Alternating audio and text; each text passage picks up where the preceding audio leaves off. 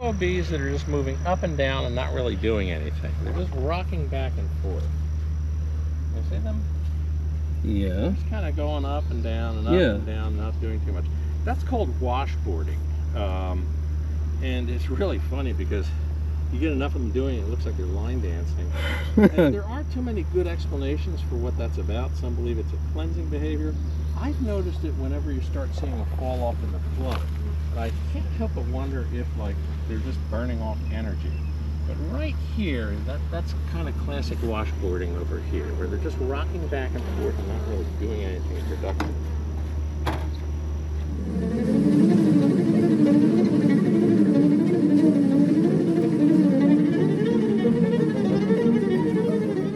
Okay, got that together. All right, so we'll move this aside. It's a heavy one. Oh, you ain't kidding. Yeah, we don't have to check the bottom for cells. Sure will. I'm just gonna leave it sit there for a second. Sure. Honey. Lots of honey. Lots of honey. Honey. Some cleaned out cells. Okay. More honey. Some pollen stores. Cleaned out cells again. We might have someone in here, but lots of cleaned out cells. They know something. There's a big old. It's an old queen cup though. Okay. Let me just see something here in these cells. Okay. Again, we see bee bread and a torn down queen cell and cleared out cells. So my assessment on this is we probably do have a virgin queen in this hive, or one that has not started laying yet, because they seem to be prepping for it. They don't sound like a queenless hive. Yeah, they seem to be relatively calm. The emerged cells like that. I'd love to see some eggs. They have a pretty high confidence. We have a queen in here that has not started laying yet, but she's in here. So when you see that bunch of bees around the outside, you want to hold it over and let me brush it, because every now and then it's because, oh, the queen climbed out. So we'll use the bee annoyance brush to push them back. Move the bees off the side. I do not see a queen, but okay, let's seek that guy down. That was an impact. Flip. Different style screen, which for some reason is on upside down, but what the heck. Okay, I got this one. Up, over. Without knocking the camera over. Without knocking the camera over. Brood. Excellent. That's a very big, solid pattern of brood. So let's put those two frames in, flip it up, take a quick look for queenies. We'll flip it up towards you. Yep. Hello there. Anything in there? Nothing's in there. Nothing's in there. I'm happy with this hive. I'm not even going to go downstairs. All right. They seem not to have the urge going, and they're slightly lower in population, but they've got solid brood. Again, this is the hive that we moved because they were super weak, and once they had a workforce, they kind of just exploded. Hopefully, they didn't explode to the point where they blew right out in front of the hive.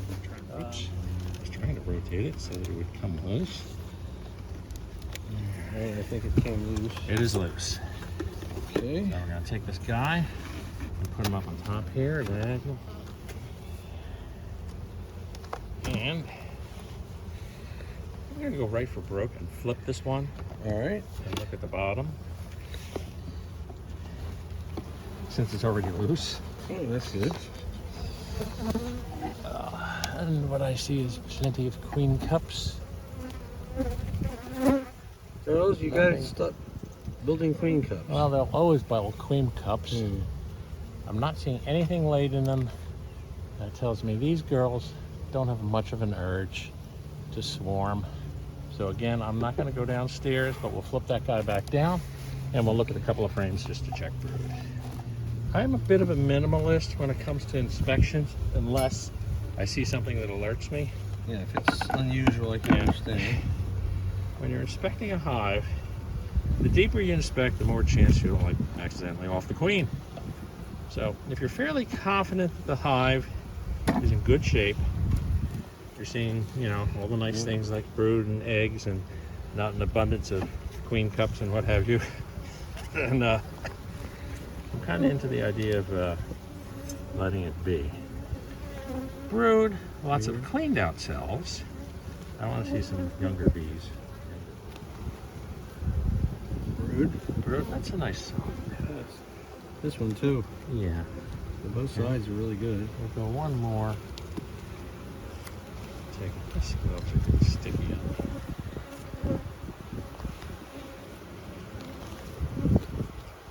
And this one I'm just going to take a few moments to look at. So I see larvae. Do I see larvae in all stages? I do.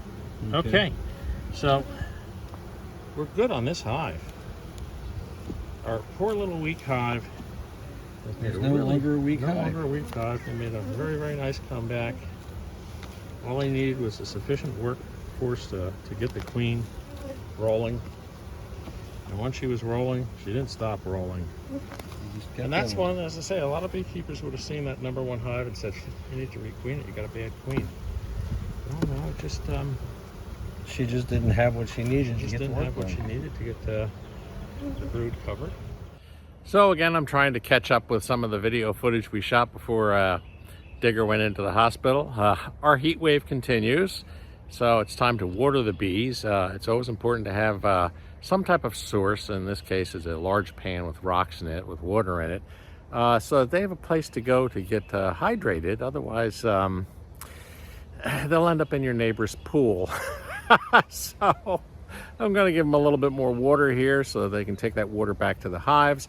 They use it to help cool the hives by evaporating it and flapping their wings and moving air through. And we'll continue with some of this catch-up footage on the next episode of What's the Buzz?